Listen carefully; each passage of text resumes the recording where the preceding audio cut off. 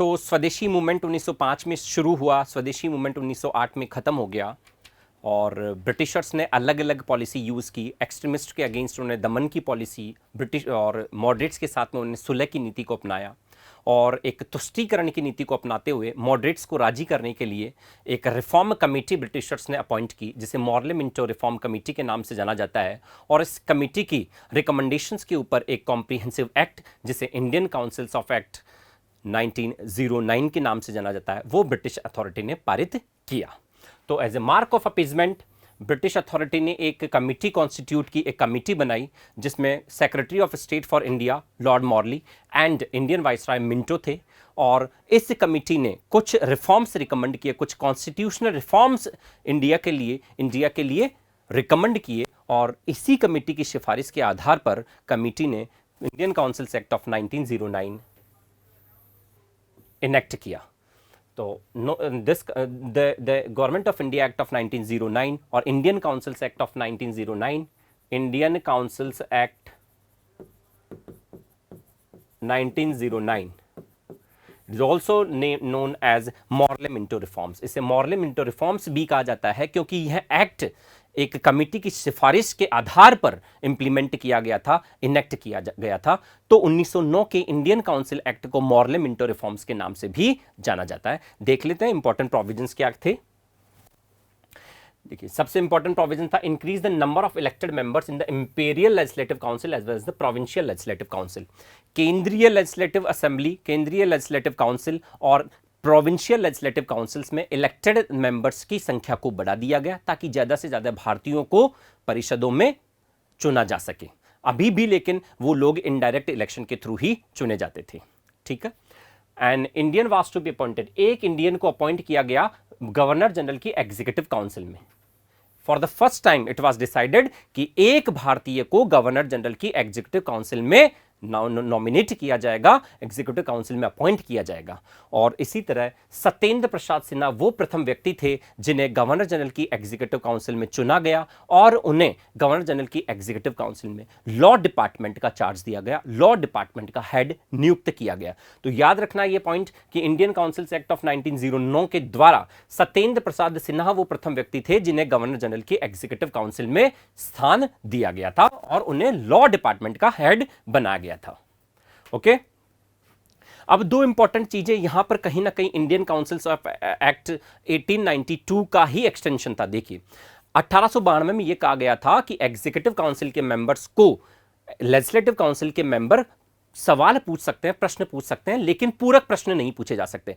अब legislative council के members को यह अधिकार दिया गया कि वे एग्जीक्यूटिव काउंसिल के मेंबर्स को प्रश्न पूछने के साथ साथ सप्लीमेंट्री प्रश्न, पूरक प्रश्न भी पूछ सकते हैं। पूरक प्रश्न पूछने का अधिकार भी दे दिया गया, पूरक प्रश्न पूछने का अधिकार भी दे दिया गया लेजिस्लेटिव काउंसिल के मेंबर्स को, पूरक प्रश्न पूछने का अधिकार भी दे दिया गया। दूसरा, पहले 1892 का जो एक्ट था, इंडियन काउंसिल्स एक्ट ऑफ 1892 था, उसके थ्रू बजट के डिफरेंट आइटम्स को डिस्कस करने का अधिकार दिया गया था। अब बजट के डिफरेंट आइटम्स के ऊपर वोट करने का अधिकार भी लेजिस्लेटिव काउंसिल के मेंबर्स को दे दिया गया, वोट करने का अधिकार भी दे दिया गया। तो ये कुछ इंपॉर्टेंट प्रोविजंस थे इंडियन काउंसिल्स एक्ट ऑफ 1909 के। लेकिन जो सबसे प्रोमिनेंट प्रोविजन जो था वो था the act allowed for separate electorate for Muslims. इसी एक्ट के थ्रू मुस्लिम्स के लिए सेपरेट इलेक्टोरेट का प्रिंसिपल इंट्रोड्यूस किया गया। सेपरेट इलेक्टोरेट को प्रथम निर्वाचन सिस्टम के नाम से भी जाना जाता है, पृथक निर्वाचन पद्धति के नाम से भी जाना जाता है। System of separate electorate was introduced. Separate electorate का सिद्धांत इंट्रोड्यूस किया गया मुस्लिम्स के लिए। इसे पृथक निर्वाचन सिद्धांत के नाम से भी जाना जाता है या पृथक निर्वाचन पद्धति के नाम से भी जाना जाता है। समझते हैं सेपरेट इलेक्टोरेट का मतलब क्या था। सेपरेट इलेक्टोरेट के सिस्टम में क्या हुआ कि मुसलमानों के लिए अलग से कॉन्स्टिट्यूएंसीज रिजर्व कर दी गई। उन कॉन्स्टिट्यूएंसीज से केवल मुस्लिम कैंडिडेट ही इलेक्शन कंटेस्ट कर सकता है, वहां पर केवल मुस्लिम कैंडिडेट ही चुनाव लड़ सकता है और उस कॉन्स्टिट्यूएंसी में चुनाव करने का अधिकार, वोट डालने का अधिकार भी केवल मुसलमानों के पास ही होगा। यह थी सेपरेट इलेक्टोरेट की व्यवस्था। फिर एक बार देख लीजिए, अलग से कॉन्स्टिट्यूएंसीज रिजर्व की जाएंगी मुस्लिम्स के लिए। इस कॉन्स्टिट्यूएंसी से केवल मुस्लिम उम्मीदवार ही इलेक्शन कंटेस्ट कर सकता है, चुनाव लड़ सकता है। और इस कॉन्स्टिट्यूएंसी में उस मुस्लिम उम्मीदवार को चुनने का अधिकार, उसमें वोट डालने का अधिकार भी केवल इस कॉन्स्टिट्यूएंसी में रहने वाले मुस्लिम लोगों के पास ही होगा। यह थी व्यवस्था सेपरेट इलेक्टोरेट की या पृथक निर्वाचन सिद्धांत की, जो मुसलमानों को दिया गया इंडियन काउंसिल्स एक्ट ऑफ 1909 के थ्रू। ये इस एक्ट का मोस्ट कंट्रोवर्शियल प्रोविजन बनके सामने आया।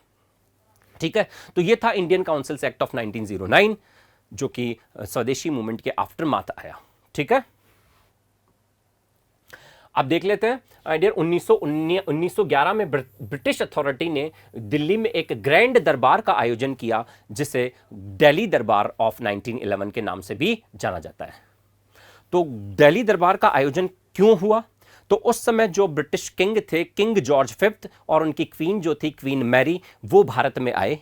तो उनके वेलकम में कहीं ना कहीं दिल्ली दरबार का आयोजन किया गया। और उनके वेलकम में किंग जॉर्ज फिफ्थ और उनकी क्वीन मैरी के वेलकम में gateway of India at Bombay was established और was built. Gateway of India at Bombay was built, and in this Delhi durbar the British king George fifth announce the annulment of the partition of the Bengal. उन्होंने partition of Bengal को deny कर दिया और अब partition of Bengal का annulment उन्होंने announce किया। He announce the annulment of partition of Bengal. Bengal के विभाजन को निरस्त करने का अनाउंसमेंट किंग जॉर्ज फिफ्थ ने किया। फिर बोल देता हूं, दिल्ली दरबार वाज ऑर्गेनाइज्ड इन 1911। दिल्ली दरबार में किंग जॉर्ज फिफ्थ ने अपनी क्वीन मैरी के साथ पार्टिसिपेट किया। उनके वेलकम में गेटवे ऑफ इंडिया बॉम्बे में बनवाया गया ब्रिटिशर्स के द्वारा। और इस दिल्ली दरबार में किंग जॉर्ज फिफ्थ ने अनाउंस किया बंगाल के पार्टीशन को निरस्त करने का। जो बंगाल का पार्टीशन का प्रस्ताव था, जो मैंने आपको समझाया था पहले क्लास में, तो उस प्रस्ताव को निरस्त किया। बंगाल के विभाजन को निरस्त करने का अनाउंसमेंट किया किंग जॉर्ज फिफ्थ ने। लेकिन एट द सेम टाइम उन्होंने अनाउंस भी किया कि province of Bihar and Orissa were taken out from Bengal. Bihar और उड़ीसा को बंगाल से अलग कर दिया जाएगा। भाषाई आधार पर कहीं ना कहीं बंगाल का विभाजन होगा। Province of Bihar and Orissa will be taken out from the Bengal, और आसाम को एक सेपरेट प्रोविंस बना दिया जाएगा। ये था मेजर अनाउंसमेंट ऑफ दिल्ली दरबार। एट द सेम टाइम एक और चीज कही दिल्ली दरबार में कि जो कैपिटल होगी, अब वो कलकत्ता से लेकर कैपिटल जो होगी कलकत्ता से दिल्ली शिफ्ट की जाएगी। कैपिटल जो होगी ब्रिटिशर्स की, वो कलकत्ता से दिल्ली शिफ्ट कर दी जाएगी। तो ये 3-4 मेजर स्टेटमेंट्स थे, मेजर प्रोक्लेमेशंस थी, जो कि अनाउंस की गई दिल्ली दरबार में किंग जॉर्ज फिफ्थ के द्वारा। ठीक है, तो दिल्ली दरबार is highly important from the point of view of prelims examination. आगे देख लेते हैं। अब माय डियर स्टूडेंट्स, हम स्टार्ट करते हैं रिवॉल्यूशनरी मूवमेंट इन इंडिया, क्रांतिकारी आंदोलन भारत में। क्रांतिकारी आंदोलन की अपन बात कर लेते हैं। देखिए, क्रांतिकारी आंदोलन और उस रिवॉल्यूशनरी मूवमेंट 2 फेजेस में इंडिया में हुआ, लेकिन अपन फर्स्ट फेज पढ़ेंगे। फर्स्ट फेज जो हम अपन पढ़ने वाले हैं, जो कि 1908 से 1915 तक चला, वो first phase of the revolutionary movement हम पढ़ने वाले हैं। 1908 से 1915 तक रिवॉल्यूशनरी मूवमेंट। देखिए क्या हुआ, when Swadeshi movement came to an end, तो कुछ युवा लोगों ने सोचा कि ना तो मॉडरेट्स ने उनको सेटिस्फाई किया, ना ही वो एक्सट्रीमिस्ट के साथ सेटिस्फाई हुए। ना तो मॉडरेट पॉलिसीज वर वर्किंग, ना ही एक्सट्रीमिस्ट की पॉलिसीज वर्क कर रही थी। तो कुछ युवाओं ने सोचा कि अब कहीं ना कहीं आवश्यकता है एक आर्म्ड रिवोल्ट ऑर्गेनाइज करने के ब्रिटिशर्स के अगेंस्ट। तो उन युवाओं ने अब नॉन वायलेंस के पाथ को छोड़कर वायलेंस का पाथ अपनाना शुरू किया, नॉन वायलेंस से वायलेंस, और अब मास एक्शन के बजाय इंडिविजुअल एक्शन लेने की बात की। मास एक्शन के बजाय इंडिविजुअल एक्शन लेने की बात की। Individual action. ये वो युवा थे, ये वो लोग थे जो ना तो मॉडरेट से सेटिस्फाई थे, ना ही एक्सट्रीमिस्ट से सेटिस्फाई थे, क्योंकि दोनों ही पॉलिसीज वर्क नहीं कर रही थी उस समय इंडिया में। तो इन्होंने अब क्या किया, इन्होंने किया कि ना तो मॉडरेट से नहीं सेटिस्फाई कर पाए, ना ही एक्सट्रीमिस्ट सेटिस्फाई किए। तो अब इन्होंने नॉन वायलेंस की जगह वायलेंस का पाथ अपनाने का काम किया, और दूसरा इन्होंने मास एक्शन के बजाय कि इंडिविजुअल एक्शन के ऊपर फोकस किया। इंडिविजुअली इन लोगों ने जो भी अनपॉपुलर ब्रिटिश ऑफिशियल्स थे उनको असैसिनेट करने का, उनको किल करने का प्रयास करना शुरू किया। तो रिवॉल्यूशनरी मूवमेंट जो था वो basically focused on individual heroic action,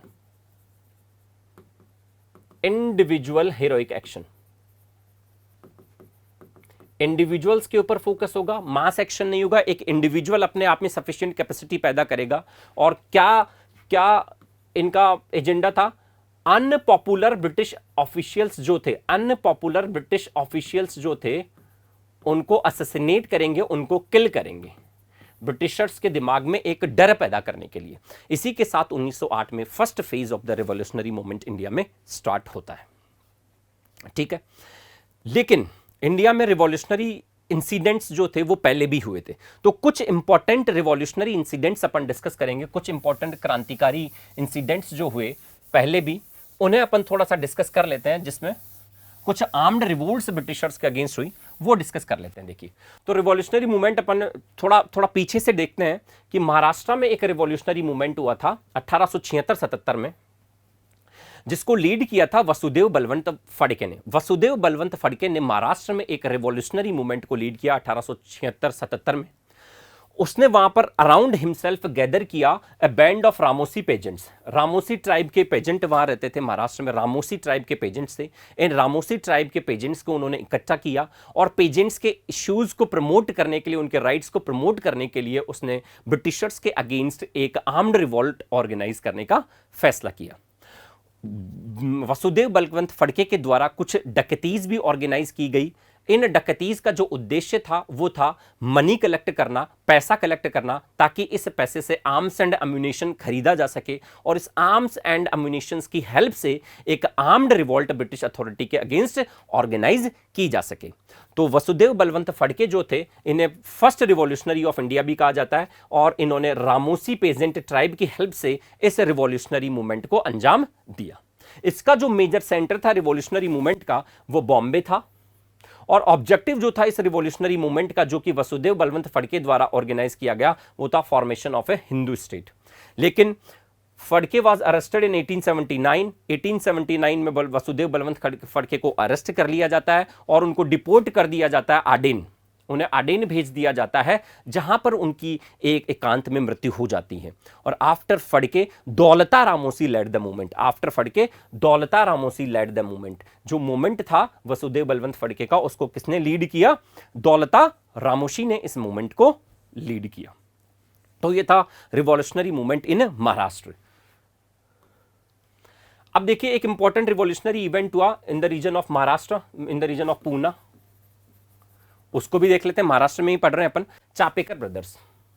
देखिए क्या हुआ, इन 1897 plague broke out in Poona. Poona में प्लेग आया, और इस प्लेग में लोगों को रिलीफ देने के लिए या प्लेग के विक्टिम्स को आइडेंटिफाई करने के लिए ब्रिटिश अथॉरिटी ने कमीशन अपॉइंट किया, जिसको कहा जाता है plague commission. Plague broke out in Poona, British authority appointed a plague commission under the W.C. Rand, under the chairmanship of W.C. Rand, to search out the victims of plague. तो plague के victims को identify करने के लिए house to house campaign चलाया गया और एक प्लेग कमीशन अपॉइंट किया गया। इस प्लेग कमीशन के जो चेयरमैन थे वो थे W.C. Rand। ठीक है, और प्लेग कमीशन क्यों? To identify the, to search the victims of the plague, plague के विक्टिम्स को सर्च करने के लिए। तो इस प्लेग कमीशन के टाइम, इस प्लेग कमीशन के जो अध्यक्ष थे वो W.C. Rand थे। तो जो ब्रिटिश मिलिट्री सोल्जर्स थे उन्होंने house to house search operations carry out किए to identify the victims of plague, plague के विक्टिम्स को आइडेंटिफाई करने के लिए।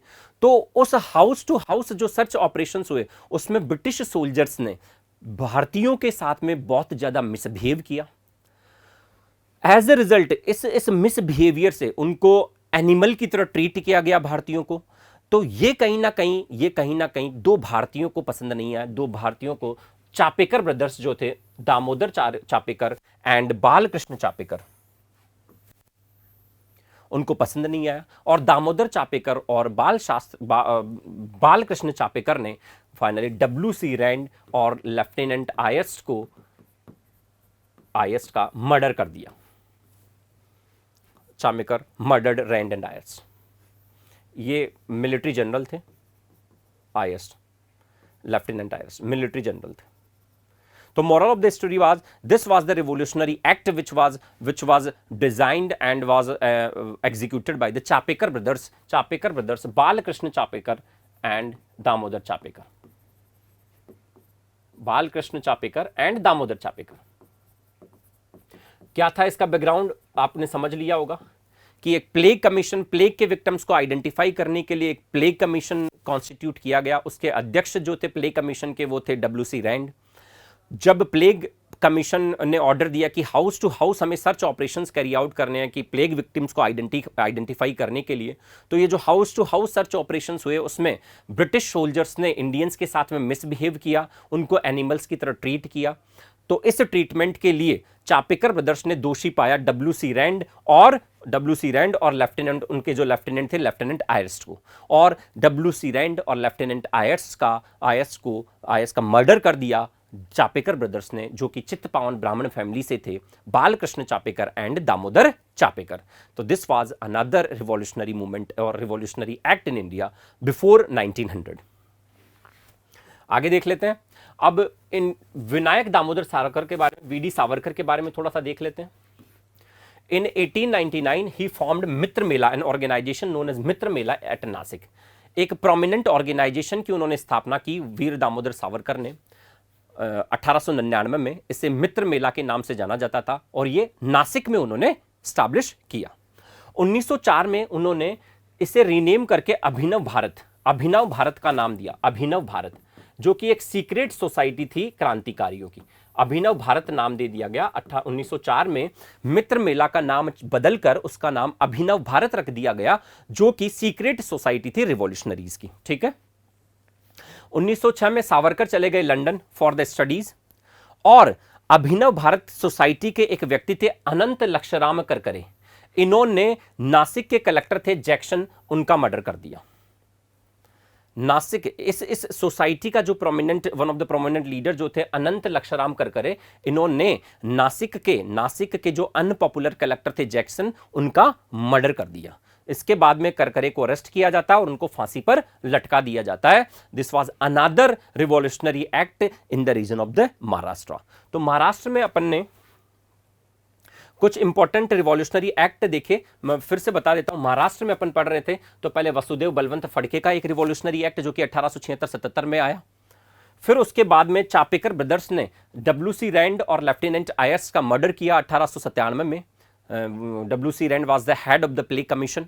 और महाराष्ट्र में ही एक और रिवॉल्यूशनरी एक्ट जो था, जो कि मित्र मेला नाम की सोसाइटी स्टैब्लिश की थी नासिक में वीर सावरकर ने, विनायक दामोदर सावरकर ने, और अनंत लक्षराम करकरे ने नासिक के कलेक्टर जैक्सन की हत्या कर दी थी। इसके बाद अनंत लक्षराम करकरे को गिरफ्तार कर लिया गया और उनको फांसी पर लटका दिया गया। ठीक है, आगे देखते हैं। अब रिवॉल्यूशनरी मूवमेंट अपन बंगाल में देखते हैं। देखिए, रिवॉल्यूशनरी मूवमेंट इन इंडिया में पहले बंगाल में देखते हैं। अब बंगाल, तो बंगाल में भी कुछ secret societies of revolutionary establish की गई। कुछ सीक्रेट सोसाइटीज के नाम अपन डिस्कस कर लेते हैं। 1902 में ज्ञानेंद्र नाथ बोस ने एक इंपॉर्टेंट सीक्रेट सोसाइटी स्टैब्लिश की, जिसका नाम रखा उन्होंने मिदनापुर सोसाइटी। मिदनापुर सोसाइटी की स्थापना हुई 1906 में। किसके द्वारा? ज्ञानेंद्र नाथ बोस के द्वारा। ज्ञानेंद्र नाथ बोस ने 1902 में मिदनापुर में एक secret society of revolutionaries establish की। ठीक है। इसके अलावा एक और प्रोमिनेंट रिवॉल्यूशनरी थी सरला घोष, जिन्होंने 1902 में एक जिम्नेजियम का स्टैब्लिश किया, और इस जिम्नेजियम में भी कहीं ना कहीं क्रांतिकारी गतिविधियों के बारे में डिस्कशन होता था, और क्रांतिकारी गतिविधियों को अंजाम देने के लिए ही यह जिम्नेजियम स्टैब्लिश किया गया था सरला घोष के द्वारा। 1902 में सरला घोष ने एक जिम्नेजियम स्टैब्लिश किया। इस जिम्नेजियम में कहीं ना कहीं क्रांतिकारी गतिविधियों को प्रमोट करने के लिए ही स्थापित किया गया था। ठीक है। एक थी आत्मोन्नति समिति। आत्मोन्नति समिति की स्थापना 1902 में सेंट्रल कलकत्ता यूथ के द्वारा, सेंट्रल कलकत्ता में कुछ यंग लोगों के द्वारा आत्मोन्नति समिति की स्थापना की गई। तो ये कुछ सीक्रेट सोसाइटीज जो कि 1902 में फ्लरिश हुई कलकत्ता में, रिवॉल्यूशनरीज की, क्रांतिकारियों की सीक्रेट सोसाइटीज थी। Midnapore society by Gyanendra Nath Bose in 1902, gymnasium at Calcutta by Sarala Ghosh और आत्मोन्नति समिति बाय सेंट्रल कलकत्ता यूथ। पूछा जा सकता है आत्मोन्नति समिति क्या थी, तो आत्मोन्नति समिति भी एक सीक्रेट सोसाइटी ऑफ रिवॉल्यूशनरीज थी, just like Abhinav Bharat organised by वीर दामोदर सावरकर। आगे देख लेते हैं।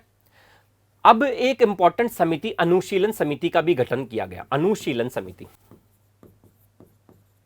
देखते हैं, अनुशीलन समिति। और अनुशीलन समिति का जो गठन किया गया वो दो अलग अलग जगह पर किया गया। अनुशीलन समिति की स्थापना एक तो कलकत्ता में की गई। कलकत्ता में जो प्रोमिनेंट लीडर्स थे, जो प्रोमिनेंट मेंबर्स थे जिन्होंने अनुशीलन समिति की स्थापना की, वो थे Satish Chandra Basu, Pramod Mitra, Barindra Ghosh and Bhupendra Nath Barindra Ghosh the brother of the Aurobindo Ghosh. Barindra Ghosh जो कि अरविंदो घोष के भाई थे, और भूपेंद्र नाथ दत्त। तो सतीश चंद्र बोस, प्रमोद मित्र, बरिंदर घोष और भूपेंद्र नाथ दत्त द्वारा अनुशीलन समिति की स्थापना की गई 1902 में कलकत्ता में। यह भी एक सीक्रेट सोसाइटी ऑफ रिवॉल्यूशनरीज थी। रिवॉल्यूशनरीज एक्टिविटीज को प्रमोट करने के लिए यह ऑर्गेनाइजेशन स्थापित किया गया था, इस ऑर्गेनाइजेशन का गठन किया गया था। अब देखते हैं, अनुशीलन समिति का फॉर्मेशन ढाका में भी हुआ, लेकिन किसके एफर्ट से? पुलिन बिहारी दास के एफर्ट से 1906 में। पुलिन बिहारी दास के एफर्ट से 1906 में अनुशीलन समिति का गठन किया गया ढाका में। ठीक है, तो यह थी अनुशीलन समिति कलकत्ता और ढाका। आगे देख लेते हैं। अब देखिएगा, बरिंदर घोष और भूपेंद्र नाथ दत्त ने एक वीकली न्यूज़पेपर स्टार्ट किया और उस वीकली न्यूज़पेपर का नाम था युगांतर। 1906 में 1906 में एक वीकली न्यूज़पेपर बरिंदर घोष और भूपेंद्र नाथ दत्त द्वारा शुरू किया गया to promote the revolutionary ideas in India. उस न्यूज़पेपर का नाम था युगांतर। युगांतर 1906 में। एक और प्रोमिनेंट रिवॉल्यूशनरी थे जिनका नाम था हेमचंद्र कानूनगो। हेमचंद्र कानूनगो को पेरिस भेजा गया। किस लिए? मिलिट्री ट्रेनिंग के लिए और बम बनाने की प्रोसेस समझने के लिए, प्रोसेस ऑफ मेकिंग बम बनाने की प्रोसेस सीखने के लिए और अदर मिलिट्री और पॉलिटिकल ट्रेनिंग के लिए हेमचंद्र कानूनगो को पेरिस भेजा गया था। हेमचंद्र कानूनगो को पेरिस भेजा गया बम बनाने की विधि सीखने के लिए, बम बनाने की क्रियाविधि सीखने के लिए और अदर मिलिट्री और पॉलिटिकल ट्रेनिंग के लिए हेमचंद्र कानूनगो को पेरिस भेजा गया। और इसी के साथ एक बॉम्ब मैन्युफैक्चरिंग यूनिट भी स्टैब्लिश की गई मनिकतला एक जगह थी कलकत्ता में। मनिकतला कलकत्ता में एक बॉम्ब मैन्युफैक्चरिंग यूनिट भी स्थापित की गई रिवॉल्यूशनरीज के द्वारा। मनिकतला एक जगह थी कलकत्ता में, वहां पर एक बॉम्ब बनाने के लिए एक बॉम्ब मैन्युफैक्चरिंग यूनिट भी स्टैब्लिश की गई। ठीक है, अब इन रिवॉल्यूशनरी जो लोग थे, इन रिवॉल्यूशनरीज ने कुछ डकैतीज ऑर्गेनाइज करना स्टार्ट किया। इन डकैतीज का उद्देश्य था फंड्स कलेक्ट करना, फंड्स रेज करना, मनी रेज करना, और इस मनी और फंड्स से आर्म्स एंड अम्युनिशंस कलेक्ट करना, परचेज करना, और इन आर्म्स एंड अम्युनिशंस की हेल्प से ब्रिटिशर्स के अगेंस्ट एक आर्म्ड रिवॉल्ट ऑर्गेनाइज करना। तो इन डकैतीज को स्वदेशी डकैती नाम दिया गया। और फर्स्ट स्वदेशी डकैती जो ऑर्गेनाइज की गई थी फंड्स रेज करने के लिए, वो अगस्त 1906 में रंगपुर में ऑर्गेनाइज की गई। अगस्त 1906 में रंगपुर में ऐसी पहली स्वदेशी डकैती ऑर्गेनाइज की गई। इन डकैतियों को स्वदेशी डकैती नाम दिया गया था। इन डकैतीज का उद्देश्य आर्म्स एंड अम्युनिशन परचेज करने के लिए फंड्स रेज करना था, और इन आर्म्स एंड अम्युनिशंस की हेल्प से ब्रिटिशर्स के अगेंस्ट एक आर्म्ड रिवॉल्ट ऑर्गेनाइज करना था। तो स्वदेशी डकैतीज अंजाम दी गई। ठीक है, चलिए आगे चल लेते हैं। अब यहां पर एक इंपॉर्टेंट रिवॉल्यूशनरी एक्ट होता है, और उस रिवॉल्यूशनरी एक्ट में जो भी कन्विक्ट होते हैं उनको ट्राई किया जाता है अंडर अलीपुर कॉन्स्पिरेसी केस और मनिकतला कॉन्स्पिरेसी केस ऑफ 1908। इस केस को जरा ढंग से देखते हैं। देखिए क्या हुआ, एक अनपॉपुलर जज थे, जज किंग्सफोर्ड ऑफ मुजफ्फरपुर। अनपॉपुलर जज ऑफ मुजफ्फरपुर किंग्सफोर्ड थे। तो किंग्सफोर्ड को असैसिनेट करने के लिए प्लान किया प्रफुल्ल चक्की और खुदीराम बोस ने। खुदीराम घोष और प्रफुल्ल चक्की ने अनपॉपुलर जज ऑफ मुजफ्फरपुर किंग्सफोर्ड को असैसिनेट करने के लिए, मर्डर करने के लिए प्लानिंग की और उन्होंने एक करिएज के ऊपर, ट्रेन में करिएज के ऊपर बॉम्ब फेंका। उन्होंने सोचा कि इस करिएज में किंग्सफोर्ड बैठे हैं, लेकिन वो जो करिएज था उसमें किंग्सफोर्ड की जगह 2 ब्रिटिश महिलाएं बैठी थी और उस इंसिडेंट में, उस बॉम्ब कांड में उन दोनों महिलाओं की डेथ हो जाती है, उन दोनों महिलाओं की डेथ हो जाती है। एज ए रिजल्ट प्रफुल्ल चक्की शॉट हिमसेल्फ डेड। प्रफुल्ल चक्की अपने आप को शूट कर लेते हैं वहीं पर और खुदीराम घोष को पकड़ लिया जाता है, अरेस्ट कर लिया जाता है और उनको फांसी दे दी जाती है बाद में। तो एक रिवॉल्यूशनरी एक्ट ऑर्गेनाइज किया खुदीराम बोस और प्रफुल्ल चक्की ने 1908 में, 30 अप्रैल 1908 को था ये घटना, 30 अप्रैल 1908 की है, जिसमें 2 ब्रिटिश लेडीज की मृत्यु हो जाती है। British ladies were killed. तो आउट ऑफ दिस प्रफुल्ल चक्की अपने आप को शूट कर लेते हैं, ही शॉट हिमसेल्फ डेथ, और Khudiram Bose was arrested and hanged. इस होल इंसिडेंट के बाद में लगभग 34 रिवॉल्यूशनरीज को गिरफ्तार कर लिया जाता है और उनके अगेंस्ट एक केस लॉन्च कर दिया जाता है, एक केस फाइल कर दिया जाता है। उसी केस का नाम था अलीपुर कॉन्स्पिरेसी केस या मनिकतला कॉन्स्पिरेसी केस। अलीपुर षड्यंत्र मुकदमा या मनिकतला षड्यंत्र मुकदमा उनके अगेंस्ट फाइल कर दिया जाता है। इस केस में इवन अरबिंदो घोष को भी गिरफ्तार कर लिया गया था, अरबिंदो घोष को भी गिरफ्तार कर लिया गया, लेकिन लैक ऑफ एविडेंस की वजह से अरबिंदो घोष को रिलीज कर दिया जाता है और फाइनली अरबिंदो घोष पौंडीचेरी चले जाते हैं जहां पर वो स्पिरिचुअल वर्क को अडॉप्ट कर लेते हैं। तो this was the Alipur conspiracy case और मनिकतला कॉन्स्पिरेसी केस। ठीक है, अगला देखते हैं। दिल्ली कॉन्स्पिरेसी केस के बारे में पहले भी आरपीएससी ने क्वेश्चन पूछा हुआ है, प्रीलिम्स में ये क्वेश्चन पूछा गया था, प्रीलिम्स 2018 में दिल्ली कॉन्स्पिरेसी केस को लेकर। देखते हैं क्या हुआ। दिसंबर 1912 में दिल्ली दरबार का आयोजन हुआ 1911 में, और दिल्ली दरबार में किंग जॉर्ज V ने अनाउंस किया कि अब कैपिटल को शिफ्ट करना है, कहां से, कलकत्ता से दिल्ली, कलकत्ता से दिल्ली शिफ्ट करना है।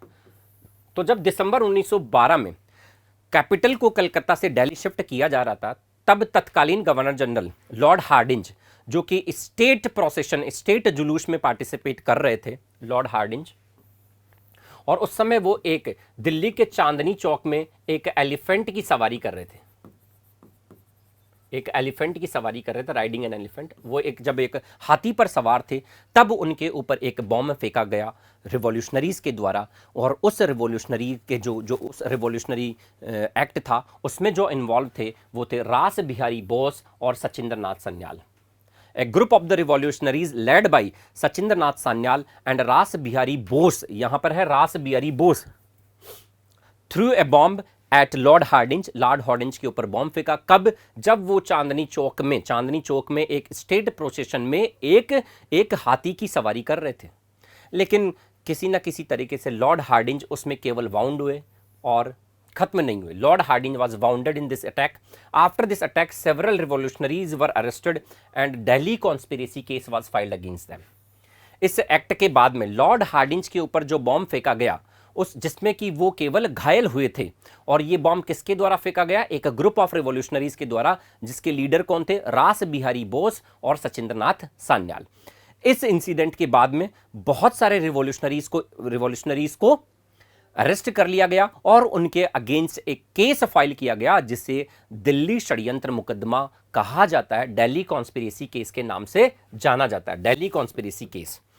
जो प्रोमिनेंट रिवॉल्यूशनरीज थे इस केस में, जिनको सेंटेंस दे दिया गया, डेथ सेंटेंस अवार्ड किया गया था, प्रोमिनेंट रिवॉल्यूशनरीज जिनको डेथ सेंटेंस अवार्ड किया गया दिल्ली कॉन्स्पिरेसी केस में, उनमें थे अवध बिहारी, बाल मुकुंद, अमीर चंद और बसंत कुमार विश्वास। ये 4 रिवॉल्यूशनरीज थे जिनको डेथ सेंटेंस अवार्ड किया गया था दिल्ली कॉन्स्पिरेसी केस में। और दिल्ली कॉन्स्पिरेसी केस कब हुआ, जब कैपिटल को कलकत्ता से दिल्ली शिफ्ट किया जा रहा था, लॉर्ड हार्डिंज के ऊपर बॉम्ब फेंका रिवॉल्यूशनरीज ने। ठीक है, तो this was the Delhi conspiracy case.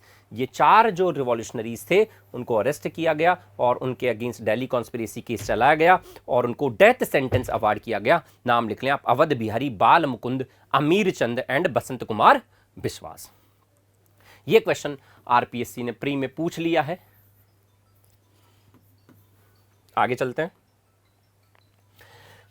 एक आध दो इंपॉर्टेंट नाम और हैं यहाँ पर रिवॉल्यूशनरी। जतिंद्र नाथ मुखर्जी का नाम बड़ा इंपॉर्टेंट है। जतिंद्र नाथ मुखर्जी ने एक ऑर्गेनाइजेशन स्टैब्लिश किया, सीक्रेट रिवॉल्यूशनरी ऑर्गेनाइजेशन, जिसको जुगांतर या युगांतर भी कहा जाता है। जुगांतर या युगांतर के नाम से भी जाना जाता है, जुगांतर। तो Jugantar was a secret revolutionary organization which was established by Jatindra Nath Mukherjee. इन्हें जतिन बागा के नाम से भी जाना जाता था, और Jatin Bagha Jatin died in 1915 in police firing at Balasore. Orissa Balasore में एक पुलिस फायरिंग में जतिन बागा मारे जाते हैं। तो जतिंद्र नाथ मुखर्जी ने एक इंपॉर्टेंट प्रोमिनेंट रिवॉल्यूशनरी ऑर्गेनाइजेशन की स्थापना की थी, जिसे जुगांतर या युगांतर के नाम से जाना जाता है। इन कुछ ऑर्गेनाइजेशंस, कुछ सीक्रेट सोसाइटीज ऑफ रिवॉल्यूशनरीज अपन ने पढ़ी। इनके अलावा कुछ सीक्रेट कुछ रिवॉल्यूशनरी न्यूज़पेपर्स भी थे। तो दो इंपॉर्टेंट न्यूज़पेपर्स मैं आपको बताता हूं, तीन प्रोबेबली रिवॉल्यूशनरी न्यूज़पेपर्स। एक था संध्या और एक युगांतर। ये बंगाल में ऑपरेट हो रहे थे, संध्या और युगांतर, संध्या एंड युगांतर, संध्या एंड युगांतर इन बंगाल, और काल इन महाराष्ट्र। काल कहां था? महाराष्ट्र में। और संध्या और युगांतर कहां? संध्या और युगांतर ये बंगाल में। तो ये कुछ प्रोमिनेंट रिवॉल्यूशनरी न्यूज़पेपर्स भी थे, रिवॉल्यूशनरी न्यूज़पेपर्स भी थे। प्रीलिम्स के हिसाब से इंपॉर्टेंट फैक्ट है आपके लिए। चलिए, रिवॉल्यूशनरी मूवमेंट इंडिया के साथ साथ, रिवॉल्यूशनरी मूवमेंट इंडिया के साथ साथ आउटसाइड इंडिया भी ऑर्गेनाइज हो रहा था। तो अब अपन पढ़ते हैं how the revolutionary movement was organised outside India. कौन कौन लोग थे जो रिवॉल्यूशनरी मूवमेंट को इंडिया के बाहर ऑर्गेनाइज कर रहे थे, और कहां कहां ऑर्गेनाइज कर रहे थे, किस तरह से मूवमेंट, रिवॉल्यूशनरी मूवमेंट इंडिया के बाहर चल रहा था, वो देख लेते हैं। तो देखिए, लंदन में श्यामजी कृष्ण वर्मा का नाम बड़ा इंपॉर्टेंट यहाँ पे, जिन्होंने लंदन में रिवॉल्यूशनरी मूवमेंट ऑर्गेनाइज किया। उन्होंने एक ऑर्गेनाइजेशन स्टैब्लिश किया लंदन में, जिसे इंडिया हाउस या इंडिया हाउस इन लंदन के नाम से जाना जाता है। तो secret organisation which was established by him for revolutionary activities was the India house और इंडिया हाउस इन लंदन।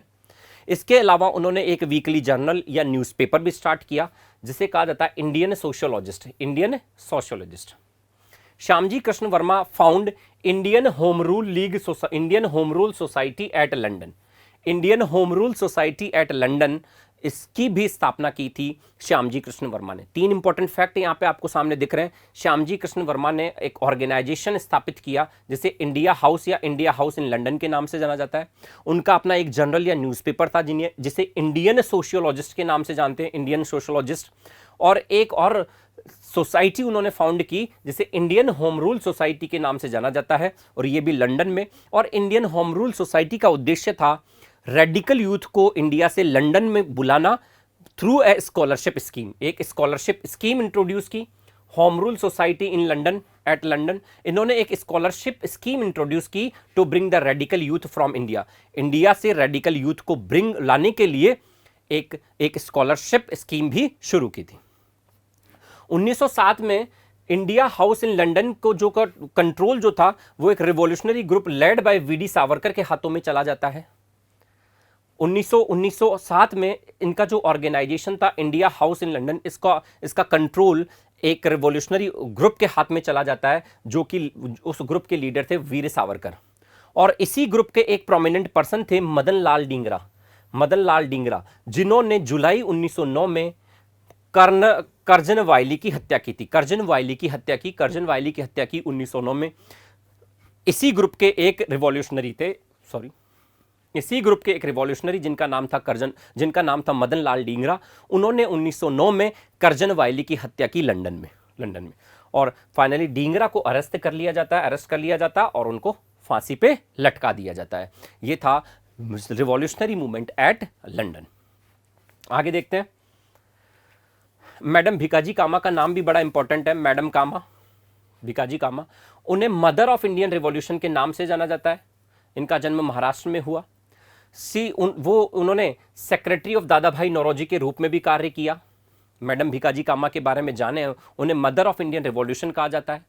उन्होंने सेक्रेटरी ऑफ दादा भाई नौरोजी के रूप में भी काम में लिया। और इंपॉर्टेंट उनका जो कंट्रीब्यूशन था, एक सेकंड कम्युनिस्ट कॉन्फ्रेंस हुई स्टुटगार्ट जर्मनी में 1907 में।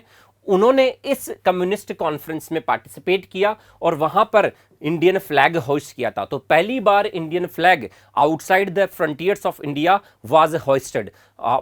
भारत के फ्रंटियर्स के बाहर पहली बार इंडियन फ्लैग को होइस्ट किया मैडम भीकाजी कामा ने, जब उन्होंने स्टुटगार्ट जर्मनी में सेकंड कम्युनिस्ट कॉन्फ्रेंस में पार्टिसिपेट किया 1907 में। उन्होंने एक जर्नल भी पब्लिश किया जिसका नाम था Vande Mataram in English at Paris. Paris में वंदे मातरम नाम की जर्नल उन्होंने पब्लिश की थी। वंदे मातरम नाम की जर्नल पेरिस में इंग्लिश में था। ठीक है, वंदे मातरम इंडिया में अरबिंदो घोष पब्लिश करते थे बंगाली में। ठीक है, लेकिन मैडम भीकाजी कामा ने वंदे मातरम नाम का न्यूज़पेपर या जर्नल इंग्लिश में कहां पे, पेरिस में पब्लिश किया था। ठीक है, ये था all about madam Bhikaji Cama, important revolutionary, mother of Indian revolution. अब देखते हैं रिवॉल्यूशनरी मूवमेंट आउटसाइड इंडिया में, नॉर्थ अमेरिका में। लंदन में हमने देख लिया, पेरिस में हमने देख लिया, अब अपन देखते हैं नॉर्थ अमेरिका में, वैंकूवर या कनाडा में। नॉर्थ अमेरिका में दो जगह रिवॉल्यूशनरी मूवमेंट अपन स्टडी करने वाले हैं, पहले कनाडा और फिर यूएसए। कनाडा और यूएसए में तो देखते हैं, कनाडा में एक शहर था वैंकूवर, वहां पर किस तरह से रिवॉल्यूशनरी गतिविधियां ऑर्गेनाइज की गई देख लेते हैं। वहां पर एक यंग इंडियन स्टूडेंट था तारकनाथ दास। तारकनाथ दास ने वहां पर रिवॉल्यूशनरी आइडियाज को प्रमोट करना स्टार्ट कर दिया और वो अपने आइडियाज को प्रमोट करते थे with the help of A journal जिसका नाम था फ्री हिंदुस्तान। तो फ्री हिंदुस्तान एक रिवॉल्यूशनरी जर्नल था और इसको किसने शुरू किया था, तारकनाथ दास ने। और तारकनाथ दास अपने रिवॉल्यूशनरी आइडियाज को, क्रांतिकारी आइडियाज को इस जर्नल के थ्रू प्रमोट करते थे। वैंकूवर में एक और इंडियन स्टूडेंट थे जिनका नाम था जीडी कुमार। जीडी कुमार ने वैंकूवर में स्वदेश सेवक होम नाम से एक ऑर्गेनाइजेशन बनाया, स्वदेश सेवक होम के नाम से, और स्वदेश सेवक के नाम से एक जर्नल भी प्रकाशित की और जिसमें उन्होंने अर्ज किया इंडियंस को to raise in armed revolt, एक आर्म्ड रिवोल्ट ऑर्गेनाइज करने के लिए ब्रिटिशर्स के अगेंस्ट। ठीक है, दो स्टूडेंट थे, तारकनाथ दास वैंकूवर में, तारकनाथ दास, उन्होंने फ्री हिंदुस्तान नाम का एक न्यूज़पेपर या जर्नल प्रकाशित की जिसमें वो अपने रिवॉल्यूशनरी आइडियाज को प्रोपगेट कर रहे थे, प्रमोट कर रहे थे। एक अन्य जो भारतीय विद्यार्थी थे जीडी कुमार, उन्होंने स्वदेश सेवक होम नाम से एक ऑर्गेनाइजेशन सेटअप किया और स्वदेश सेवक के नाम से एक न्यूज़पेपर भी प्रकाशित किया और इस न्यूज़पेपर के माध्यम से उन्होंने भारत में ब्रिटिशर्स के अगेंस्ट एक आर्म्ड रिवॉल्ट रेज करने की डिमांड की। इनके रिवॉल्यूशनरी आइडियाज की वजह से इन स्टूडेंट्स को फाइनली कैनेडियन अथॉरिटीज के द्वारा कनाडा से एक्सपेल कर दिया जाता है और ये कनाडा से एक्सपेल होने के बाद पहुंच जाते हैं यूएसए। यूएसए में कहीं ना कहीं इनको एक फ्री एटमॉस्फेयर मिलता है और यूएसए में ये किन गतिविधियों को अंजाम देते हैं आगे देखते हैं। After being expelled from Canada the revolutionaries move to USA।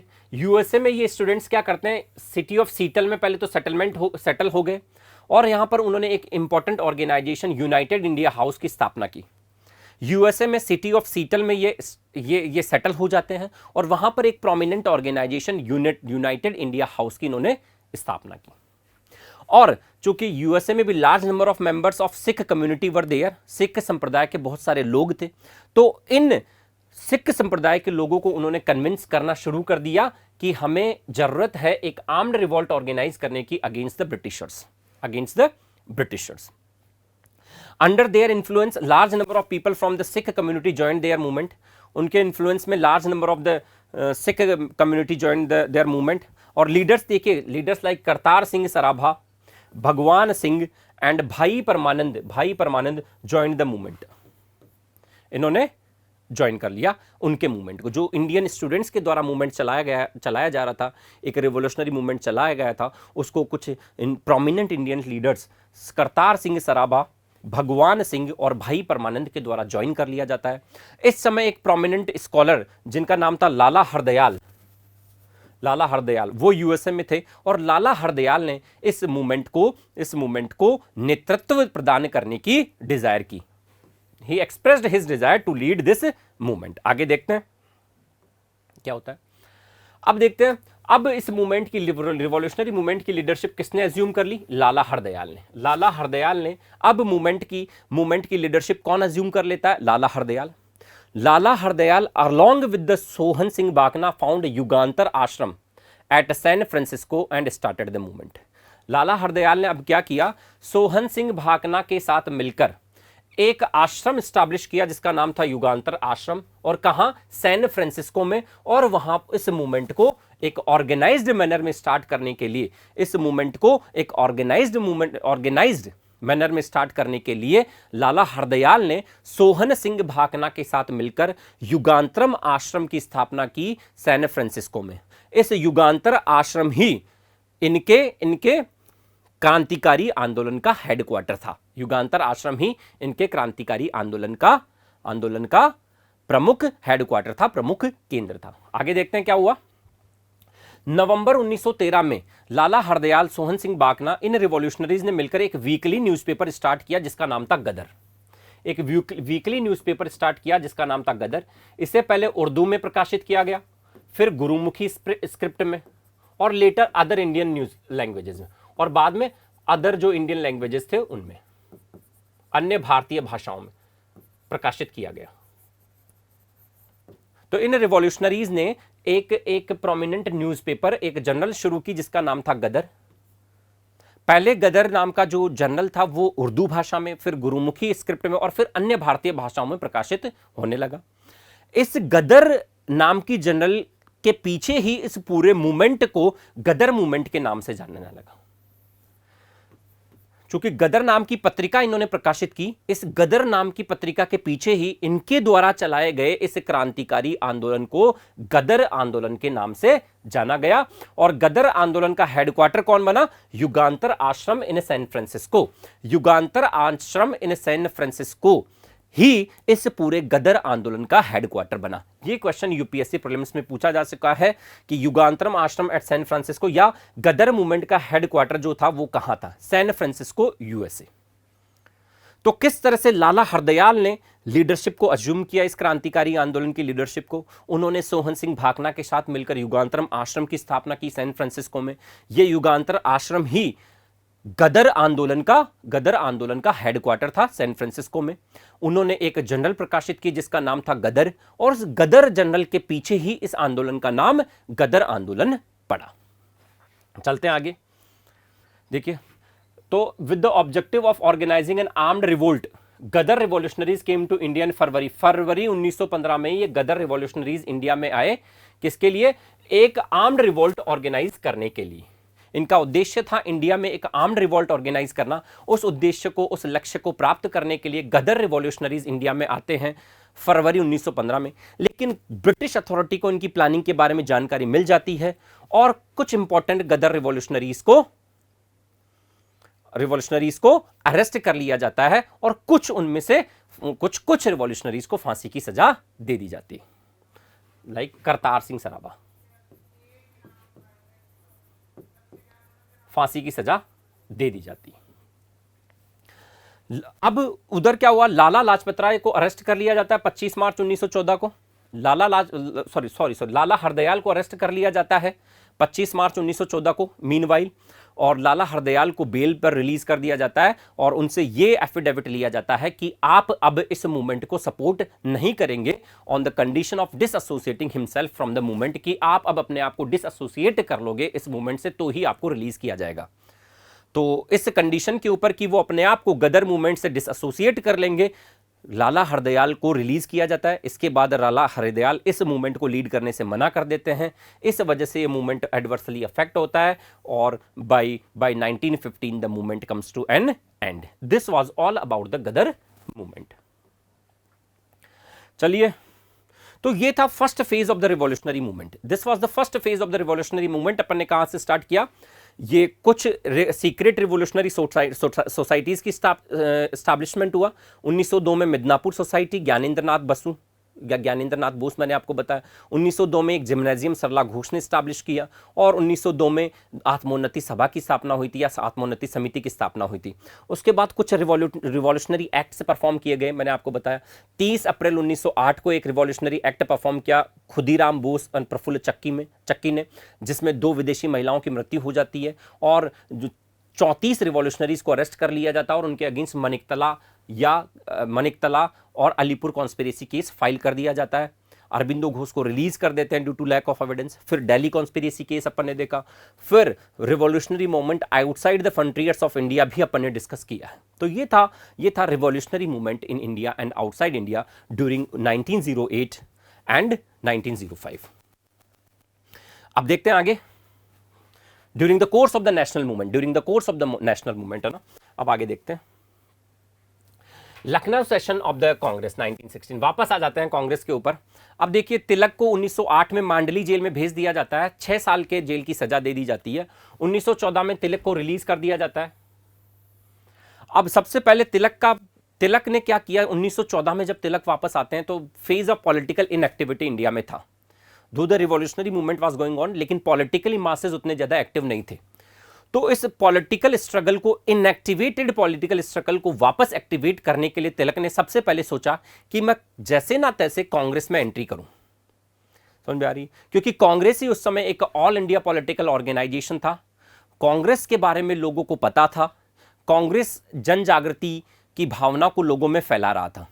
तो 1908 से 1914 के बीच का जो समय था वो पॉलिटिकली इनएक्टिव था। तो जैसे ही तिलक रिलीज कर दिए जाते हैं 1914 में, तिलक ने इस इनएक्टिवेटेड मोड में जो पॉलिटिकल स्ट्रगल चल रहा था इंडिया में उसको वापस से रीएक्टिवेट करने का प्रयास किया। लेकिन उसको वापस रिएक्ट करने के लिए उनको एक ऑर्गेनाइजेशन की रिक्वायरमेंट थी।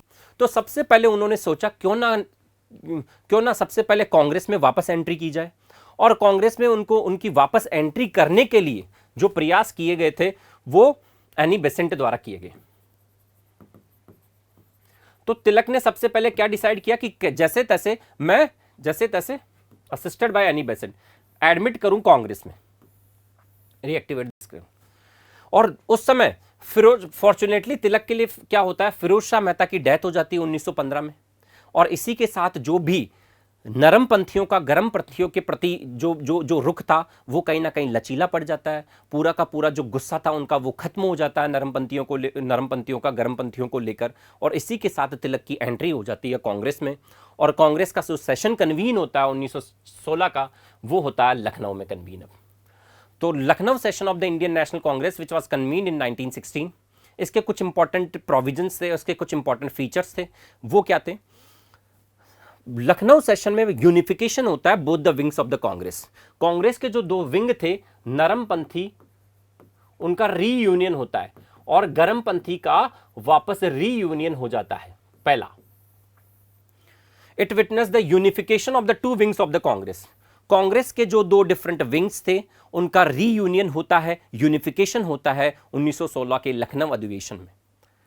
ठीक है, रीयूनियन, गरमपंथी और नरमपंथी वापस एक हो जाते हैं कांग्रेस में। Unification of 2 wings of the Congress. ये किसके एफर्ट से होता है? Unification of both the wings of the Congress took place by the efforts of Bal Gangadhar Tilak and Annie Besant. By the efforts of Bal Gangadhar तिलक और एनी बेसेंट और तिलक के प्रयासों से कांग्रेस के जो 2 डिफरेंट विंग्स थे उनका यूनिफिकेशन हो जाता है। और दूसरा, एक और इंपॉर्टेंट घटना होती है यहां पे लखनऊ अधिवेशन में, वो था लखनऊ समझौता जो होता है वो साइन होता है किस के बीच? कांग्रेस और मुस्लिम लीग के बीच में। कांग्रेस और मुस्लिम लीग के बीच में एक समझौता किया जाता है जिसको कहा जाता है, कांग्रेस और मुस्लिम लीग के बीच में एक समझौता हुआ जिसे लखनऊ समझौते के नाम से जाना जाता है। और इस समझौते के पीछे जो व्यक्ति थे वो थे बाल गंगाधर तिलक और मोहम्मद अली जिन्ना और बाल गंगाधर तिलक के प्रयासों से कांग्रेस और मुस्लिम लीग के बीच में एक समझौता होता है जिसे लखनऊ समझौते के नाम से जाना जाता है 1916 के लखनऊ अधिवेशन में, कांग्रेस के लखनऊ अधिवेशन में। और इसकी अध्यक्षता जो की थी वो अंबिका चरण मजुमदार ने की थी। इस सेशन की अध्यक्षता अंबिका चरण मजुमदार ने की थी। अब लखनऊ समझौते के बारे में जान लेते हैं। लखनऊ समझौते में क्या होता है? 1902 में जो मुस्लिम्स के लिए सेपरेट इलेक्टोरेट की व्यवस्था शुरू की गई थी, कांग्रेस उस सेपरेट इलेक्टोरेट की व्यवस्था को एक्सेप्ट कर लेती है, स्वीकार कर लेती है, और दोनों पार्टियां ये डिसाइड करती है कि अब दोनों पार्टियां मिलकर भारत में कॉन्स्टिट्यूशनल रिफॉर्म्स को डिमांड करेंगी। एक साथ दोनों पार्टीज काम करेंगी, मुस्लिम लीग और कांग्रेस, और दोनों पार्टियां मिलकर भारत में कॉन्स्टिट्यूशनल एडवांस और कॉन्स्टिट्यूशनल रिफॉर्म्स के लिए डिमांड करेंगी एक साथ मिलकर। और एक जो मैंने बताया आपको 1909 का जो सेपरेट इलेक्टोरेट का सिस्टम था, वो कांग्रेस द्वारा, मुसलमानों के लिए वो कांग्रेस के द्वारा स्वीकार कर लिया जाता है। यह था लखनऊ सेशन ऑफ कांग्रेस 1916, जिसकी अध्यक्षता अंबिका चरण मजूमदार द्वारा की गई। आगे देख लेते हैं। अब इसके बाद में माय डियर 1916 का लखनऊ सेशन हो गया, 1916 है ना। 1916 में एक इंपॉर्टेंट मूवमेंट स्टार्ट किया जाता है बाल गंगाधर तिलक और एनी बेसेंट के द्वारा, जिसे होम रूल मूवमेंट के नाम से जाना जाता है। होम रूल मूवमेंट 1916 में बाल गंगाधर तिलक और एनी बेसेंट के द्वारा शुरू किया जाता है, और इस मूवमेंट का जो ऑब्जेक्टिव था वो था attainment of the home rule और self government through constitutional means, संवैधानिक तरीके से होम रूल या सेल्फ गवर्नमेंट का अटेनमेंट। तो 1916 में तिलक एवं एनी बेसेंट द्वारा एक इंपॉर्टेंट मूवमेंट शुरू किया जाता है इंडिया में, जिसे होम रूल मूवमेंट कहा जाता है। और यह मूवमेंट का उद्देश्य था लोगों को वापस रीएक्टिवेट कर देना, लोगों को वापस पॉलिटिकल स्ट्रगल स्टार्ट करने के लिए इनकरेज करना, और इसी उद्देश्य के साथ में होम रूल मूवमेंट इंडिया में स्टार्ट होता है तिलक के द्वारा और एनी बेसेंट के द्वारा। देखते हैं होम रूल मूवमेंट के बारे में। तिलक ने अपना होम रूल मूवमेंट जो स्टार्ट किया वो किया अप्रैल 1916 में। तिलक ने अप्रैल 1916 में अपना होम रूल मूवमेंट स्टार्ट किया। अटेनमेंट, उद्देश्य क्या था? Attainment of the home rule और self government through constitutional means. तो तिलक अपना होम रूल मूवमेंट स्टार्ट करते हैं अप्रैल 1916 में। उनका जो होम रूल लीग जो था वो फाउंड किया गया 1916 में बेलगाम में। तिलक ने बेलगाम में अपना होम रूल लीग की स्थापना की। होम रूल लीग की स्थापना तिलक ने अप्रैल 1916 में बेलगाम में होम रूल लीग की स्थापना की। तिलक ने 1916 में अप्रैल 1916 में बेलगाम में होम रूल लीग की स्थापना की। उनके होम रूल लीग के जो प्रेसिडेंट थे वो जोसेफ बटिस्टा थे। Joseph Baptista was the president of the Tilak's home rule league. Tilak के जो होम रूल लीग था उसके जो प्रेसिडेंट थे वो जोसेफ बटिस्टा थे। ठीक है। तिलक के लीग जो था वो कहां कहां काम कर रहा था? तिलक का लीग जो था वो कन्फाइंड था महाराष्ट्र में भी excluding the city of Bombay. Bombay शहर को छोड़कर Maharashtra, Karnataka, central province and Berar. और इसकी ऑल टुगेदर 6 ब्रांचें थी एंड डिमांड वाज स्वराज। और डिमांड क्या थी? स्वराज या होम रूल। मैं आपको पहले ही बता दिया, डिमांड थी होम रूल या स्वराज। तो क्रक्स ऑफ द स्टोरी, तिलक ने अपने होम रूल लीग की स्थापना की अप्रैल 1916 में। तो अप्रैल 1916 में ही तिलक का home rule league movement start होता है। इसके जो प्रेसिडेंट थे वो जोसेफ बटिस्टा थे। इसका जो प्रमुख केंद्र था, मतलब जो प्रमुख सेंटर्स थे जहां पर इस मूवमेंट को चलाया गया, वो था महाराष्ट्र में excluding the city of Bombay, Karnataka, central province और बेरार। और इस तिलक के होम रूल लीग की 6 ब्रांचें थी और उनकी डिमांड थी स्वराज। अब दूसरी तरफ एनी बेसेंट ने भी अपना होम रूल लीग स्टार्ट किया। Home rule league was started in September 1916 by Annie Besant. Home rule league was found at Adyar, Madras. जो एनी बेसेंट का होम रूल लीग था, होम रूल मूवमेंट स्टार्ट हुआ वो सितंबर 1916 में हुआ। तिलक का अप्रैल 1916 में, एनी बेसेंट का होम रूल मूवमेंट स्टार्ट होता है सितंबर 1916 में। इनके जो होम रूल लीग की स्थापना की गई वो अडियार मद्रास में की गई सितंबर 1916 में।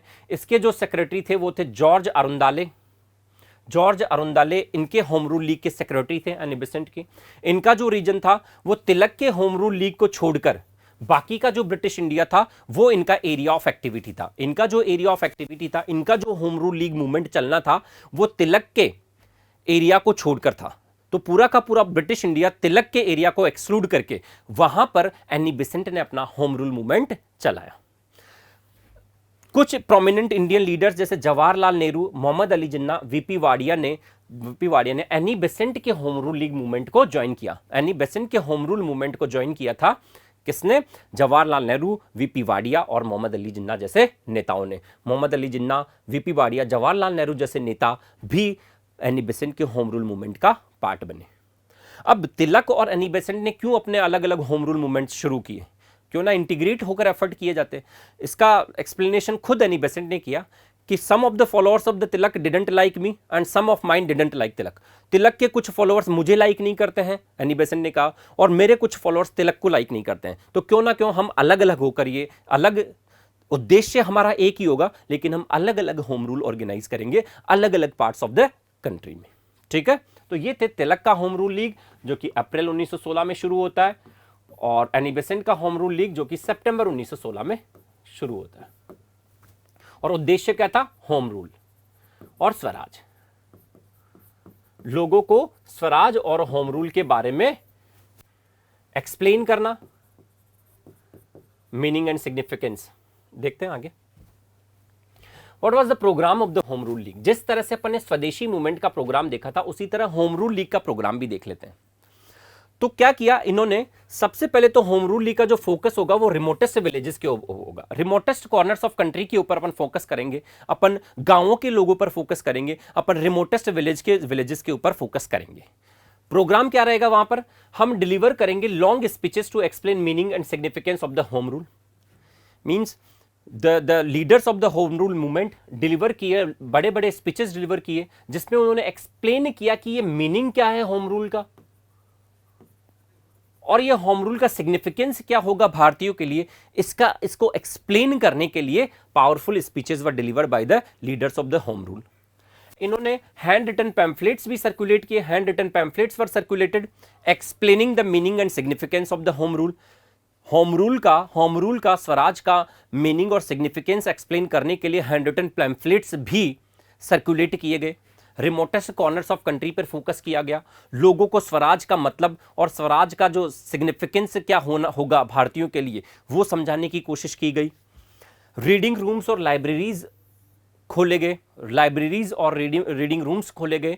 इन लाइब्रेरीज और रीडिंग रूम्स में लिटरेरी मटेरियल रखा गया रिगार्डिंग द होम रूल। तो जो होम रूल मूवमेंट का मेन फोकस था वो फोकस था remotest corners of the country, remotest villages of the country. वहां लोगों को होम रूल के बारे में एक्सप्लेन करना, उन्हें होम रूल का सिग्निफिकेंस बताना। इसके लिए उनको स्पीचेस दिए गए, पब्लिक मीटिंग्स ऑर्गेनाइज की गई, हैंड रिटन पैम्फलेट्स सर्कुलेट किए गए लोगों के बीच में explaining the meaning and significance of the home rule. Reading rooms and libraries की स्थापना की गई रिमोटेस्ट कॉर्नर्स ऑफ कंट्री में, और इन रीडिंग रूम्स और लाइब्रेरीज में लिटरेरी मटेरियल भी रखा गया associated with the home rule. So this was the overall programme of the home rule league movement which was there, जो कि लोगों में कहीं ना कहीं राष्ट्रीयता की भावना पैदा करने का काम कर रहा था, और लोगों में एक नई जन जागृति और चेतना का विकास कर रहा था होम रूल लीग। अब देखिए क्या होता है, ब्रिटिशर्स की अगेन पॉलिसी क्या होती है। ये मूवमेंट प्रोग्रेस कर रहा था, as the movement was progressing Annie Besant was arrested, Annie Besant को अरेस्ट कर लिया जाता है। जैसे जैसे मूवमेंट स्ट्रेंथ गेन कर रहा था तो ब्रिटिशर्स ने एनी बेसेंट को अरेस्ट कर लिया। यहां पर इंपॉर्टेंट चीज है, सर एस सुब्रमण्य अय्यर ने अपनी नाइटहुड की उपाधि लौटा दी। एनी बेसेंट के अरेस्ट के प्रोटेस्ट में, एनी बेसेंट के अरेस्ट के प्रोटेस्ट में एस सुब्रमण्यम अय्यर ने अपनी नाइटहुड की उपाधि लौटा दी। अब जो अदर प्रोमिनेंट इंडियन लीडर्स थे उन्होंने भी ब्रिटिश अथॉरिटी को प्रेशराइज करना स्टार्ट कर दिया कि आप एनी बेसेंट को रिलीज कर दीजिए। So under the pressure of the Indian leaders Annie Besant was release. ठीक है, and after on the recommendations of Tilak Annie Besant was elected as the president of Congress in Calcutta session 1917। Calcutta session 1917 की president बनी। इसके बाद में Calcutta session 1917 इसकी president बनी Annie Besant.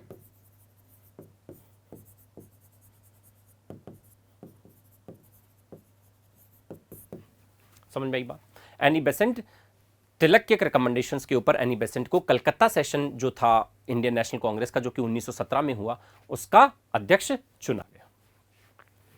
ये इंपॉर्टेंट है कि नाइटहुड की उपाधि किसने लौटाई? एस सुब्रमण्यम अय्यर ने। और किसके against? As a protest against the Besant's arrest, Annie Besant के अरेस्ट के प्रोटेस्ट में। आगे देख लेते हैं। अब देखिए क्या हुआ। अब यहां पर एक इंपॉर्टेंट डिक्लेरेशन आती है जिसे अगस्त डिक्लेरेशन के नाम से भी जाना जाता है, क्योंकि ये 20 अगस्त को हुई। अगस्त के महीने में ये डिक्लेरेशन इश्यू किया जाता है। इसे मॉन्टेग डिक्लेरेशन के नाम से भी जाना जाता है my dear students, Montague declaration, क्योंकि लॉर्ड मॉन्टेग उस समय secretary of state for India थे और उन्होंने ये डिक्लेरेशन हाउस ऑफ कॉमन्स में इशू की और 20 अगस्त 1917 को लॉर्ड मॉन्टेग द्वारा एक डिक्लेरेशन इशू की जाती है हाउस ऑफ कॉमन्स लंदन में, इंग्लैंड में। इसी डिक्लेरेशन को अगस्त डिक्लेरेशन या मॉन्टेग डिक्लेरेशन के नाम से जाना जाता है। देखिए अगस्त प्रस्ताव भी पढ़ेंगे अपन, ये अगस्त डिक्लेरेशन है, अगस्त ऑफर बाद में पढ़ेंगे 1940 का, अगस्त डिक्लेरेशन 20 अगस्त 1917, अगस्त 1917 की है, इसलिए इसको अगस्त डिक्लेरेशन या मॉन्टेग डिक्लेरेशन के नाम से जाना जाता है। और क्यों मॉन्टेग डिक्लेरेशन के नाम से, क्यों? क्योंकि लॉर्ड मॉन्टेग द्वारा ये डिक्लेरेशन की गई थी हाउस ऑफ कॉमन्स में 20 अगस्त 1917 को, therefore it is also known as Montagu declaration. इस डिक्लेरेशन में क्या कहा लॉर्ड मॉन्टेग ने, क्या डिक्लेयर किया कि भारत में ग्रेजुअली हम सेल्फ गवर्निंग इंस्टीट्यूशंस डेवलप करेंगे और इन सेल्फ गवर्निंग इंस्टीट्यूशंस के थ्रू एक रिस्पॉन्सिबल गवर्नमेंट की स्थापना की जाएगी। ब्रिटिश अथॉरिटी का उद्देश्य भारत में सेल्फ गवर्निंग इंस्टीट्यूशंस डेवलप करना है और इन सेल्फ गवर्निंग इंस्टीट्यूशंस के थ्रू भारत में एक रिस्पॉन्सिबल गवर्नमेंट की स्थापना की जाएगी। इन सेल्फ गवर्निंग इंस्टीट्यूशंस में ज़्यादा से ज़्यादा भारतीयों को इंक्लूड किया जाएगा और भारत में एक रिस्पॉन्सिबल गवर्नमेंट की स्थापना की जाएगी। यही था इस डिक्लेरेशन का मेन पॉइंट। फिर बोल देता हूं, अगस्त डिक्लेरेशन में लॉर्ड मॉन्टेग ने डिक्लेयर किया कि ब्रिटिश अथॉरिटी का जो उद्देश्य है भारत में, वो लार्ज नंबर ऑफ भारतीयों को एडमिनिस्ट्रेटिव प्रोसेस में इंक्लूड करना है, जिसके तहत भारत में सेल्फ गवर्निंग इंस्टीट्यूशंस डेवलप की जाएंगी और इन सेल्फ गवर्निंग इंस्टीट्यूशंस के थ्रू भारत में रिस्पॉन्सिबल गवर्नमेंट की स्थापना की जाएगी। तो कहीं ना कहीं एक होम रूल की डिमांड स्वीकार कर ली जाती है, कहीं ना कहीं एक होम रूल की डिमांड स्वीकार कर ली जाती है। सेल्फ गवर्निंग इंस्टीट्यूशंस स्टैब्लिश किए जाएंगे, रिस्पॉन्सिबल गवर्नमेंट स्टैब्लिश की जाएगी इंडिया में। तो कहीं ना कहीं जो होम रूल की डिमांड थी तिलक की, एनी बेसेंट की, वो होम रूल की डिमांड एक्सेप्ट कर ली जाती है ब्रिटिशर्स के द्वारा। लेकिन इस डिक्लेरेशन ने कहीं भी भारत के लिए इंडिपेंडेंस या end of British empire propose नहीं किया था। इस डिक्लेरेशन में कहीं भी नहीं लिखा हुआ था कि अब भारत को इंडिपेंडेंस ग्रांट कर दी जाएगी या भारत में से ब्रिटिश एम्पायर को खत्म कर दिया जाएगा, ऐसा कुछ नहीं लिखा हुआ था। केवल भारत में रिस्पॉन्सिबल गवर्नमेंट की स्थापना करने की बात की गई, वो भी किस तरह से, by development of the self governing institutions by associating large number of Indians in the administrative process. This was the August declaration of 20 August 1917।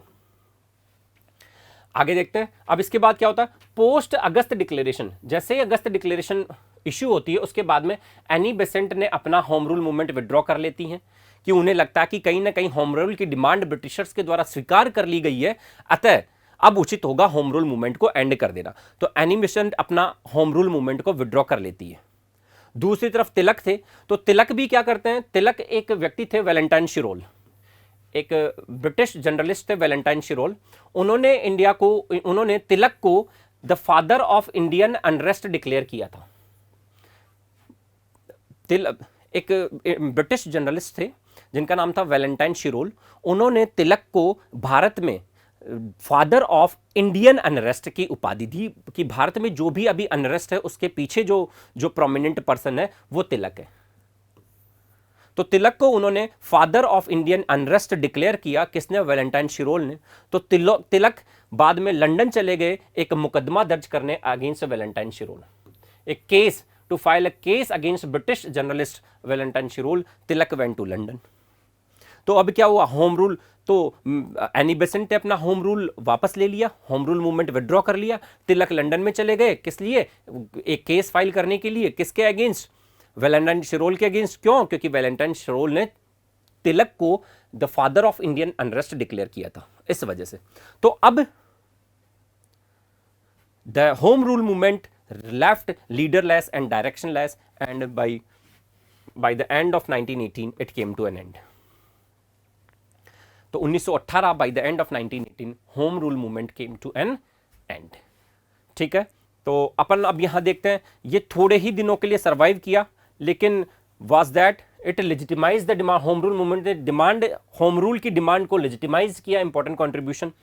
And इसने एक यंग जनरेशन, एक जनरेशन ऑफ नेशनलिस्ट क्रिएट की, जो कि जिसने की backbone को form किया नेशनल मूवमेंट की in coming years under the leadership of Mahatma Gandhi. तो एक तो इसने होम रूल मूवमेंट का sustain for a shorter period of time, shorter duration, but it was successful in legitimizing the demand of the home rule in India और demand of self government in India. At the same time इसने ऐसे nationalist leaders create किए, home rule movement ने ऐसे nationalist create किए जो कि बाद में महात्मा गांधी की लीडरशिप में इंडियन नेशनल मूवमेंट को लीड करते रहे आगे और सपोर्ट किया जिन्होंने। आगे चलते हैं, अब देख लेते हैं emergence of Mahatma Gandhi as a mass leader. Emergence of Mahatma Gandhi as a mass leader. अब देखिए महात्मा गांधी के बारे में पढ़ते हैं, किस तरह से 1915 में महात्मा गांधी आए और महात्मा गांधी का रोल क्या रहा। तो 3 फेजेस में अपन ने इंडियन नेशनल मूवमेंट को पढ़ना है। एक एरा ऑफ मॉडरेट्स जो 1885 से 1905 तक, 1905 से 17 तक का जो एरा था वो एरा ऑफ एक्सट्रीमिस्ट था, गर्मपंथियों का युग। अब अपन देखेंगे गांधीयन एरा या गांधी जी का युग, गांधी का युग, जो कि 1917 से लेकर up to the Indian independence in 1947 चला। तो यहां डिस्कस करेंगे पहले अपन emergence of Mahatma Gandhi as mass leader. क्या उनकी फॉर्म्स ऑफ स्ट्रगल थी, क्या उनके मेथड्स ऑफ स्ट्रगल थे, वो सब चीजें देखेंगे पहले। तो Mahatma Gandhi was the name was, full name was Mohandas Karamchand Gandhi. इनका जन्म हुआ 2 अक्टूबर 1869 को। पोर्ट सिटी ऑफ पोरबंदर में इनका जन्म होता है, गुजरात में। ये एक इन्फ्लुएंशियल फैमिली में जन्म हुआ इनका। तो he was able to acquire his formal education from the leading institutions, जो भी लीडिंग इंस्टीट्यूशंस थे उनसे इन्होंने अपनी फॉर्मल एजुकेशन ऑब्टेन की। 1891 में देखिए Gandhi returned India from England after completing his education in law में एजुकेशन, फॉर्मल एजुकेशन लॉ में कंप्लीट करके 1891 में गांधी जी लौटते हैं इंडिया को, लंदन से। और 1893 में ये चले जाते हैं साउथ अफ्रीका। 1893 में गांधी जी जाते हैं साउथ अफ्रीका एक केस लड़ने के लिए। इनका क्लाइंट थे दादा अब्दुल्ला। दादा अब्दुल्ला के लिए केस लड़ने के लिए 1893 में गांधी जी चले जाते हैं South Africa. South Africa to fight a case for his client Dada Abdullah. तो दादा अब्दुल्ला के लिए एक केस लड़ने के लिए गांधी जी 1893 में जाते हैं साउथ अफ्रीका। अब साउथ अफ्रीका में गांधी जी ने क्या रियलाइज किया कि जो भी large number of Indian immigrants थे साउथ अफ्रीका में, उन इंडियन इमिग्रेंट्स के साथ, जो भी अप्रवासी भारतीय थे, उनके साथ में रंगभेद किया जा रहा है। उनके साथ में साउथ अफ्रीकन अथॉरिटीज के द्वारा रेशियल डिस्क्रिमिनेशन किया जा रहा है। रंग के आधार पर उनके साथ डिस्क्रिमिनेशन किया जाता है, रेशियल डिस्क्रिमिनेशन, रंग भेद। Britishers, sorry, south African authority के द्वारा साउथ अफ्रीका में रंगभेद की नीति अपनाई जा रही है। इस नीति के तहत रेशियल डिस्क्रिमिनेशन हो रहा है इंडियंस के साथ में। वो अपनी रेस के आधार पर, अपने कलर के आधार पर डिस्क्रिमिनेट किए जा रहे हैं इंडियंस। कहां? साउथ अफ्रीका में। तो उन्होंने इस रेशियल डिस्क्रिमिनेशन के अगेंस्ट एक सत्याग्रह या प्रोटेस्ट शुरू करने का डिसीजन लिया। देखते हैं, Gandhi ji started N organised agitation और सत्याग्रह अगेंस्ट साउथ अफ्रीकन अथॉरिटी। तो साउथ अफ्रीकन अथॉरिटी के अगेंस्ट गांधी जी ने एक सत्याग्रह स्टार्ट किया और एक ऑर्गेनाइज्ड एजिटेशन स्टार्ट किया। उसके लिए सबसे पहले उन्होंने एक पॉलिटिकल सेंटर और एक पॉलिटिकल ऑर्गेनाइजेशन स्टैब्लिश किया, जिसे आश्रम भी कहते हैं। ये आश्रम टॉलस्टॉय फार्म था उनका, with the help of his German friend Kallenbach. उनके जर्मन फ्रेंड जो थे कैलेनबेक, उनकी सहायता से उन्होंने टॉलस्टॉय फार्म नाम की जगह पर एक आश्रम शुरू किया। टॉलस्टॉय फार्म नाम की जगह पर एक आश्रम शुरू किया।